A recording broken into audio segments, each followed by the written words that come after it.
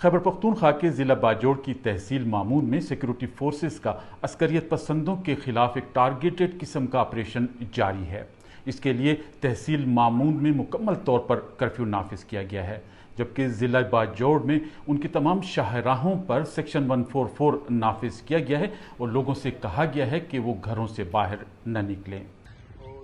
یہ آپریشن مقامی عمائدین اور سیاسی رہنماؤں کی مذاکرات کی کوششوں کے بعد شروع کیا گیا ہے۔ یہ مقامی عمائدین اور سیاسی رہنماؤں کے ایک جرگے نے گزشتہ کوئی 10-12 دن کے لیے وہاں پر جو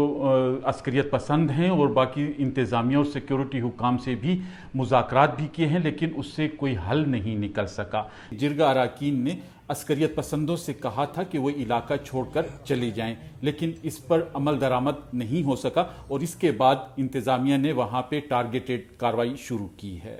اس جرگے کے ایک اہم رہنما خلیل الرحمان نے بی بی سی کو بتایا کہ جو انہوں نے کوششیں کی تھیں اس میں اس وجہ سے ناکامی ہوئی کیونکہ دونوں جانب سے کوئی انہیں اختیار نہیں دیا گیا تھا۔ جرگہ یہ ہوتا ہے کہ جرگی کے پاس فیصلہ کرنے کا اختیار ہوتا ہے، جب دو فریقین کو وہ سن لے تو درمیانی راستہ نکالتا ہے۔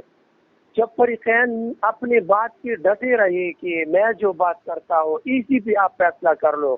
تو پھر تو یہ مسائل حل نہیں ہو سکتی ہے نا۔ تو ہم اسی حالات میں پھنس چکے تھے نا کہ کوئی پیچھے ہٹنے کے لیے تیار نہیں تھا، بلکہ اپنے بات منوانے پہ وہ کھڑے تھے کہ جو میں کہتا ہوں یہ ٹھیک ہے، اسی پہ عمل ہوگا۔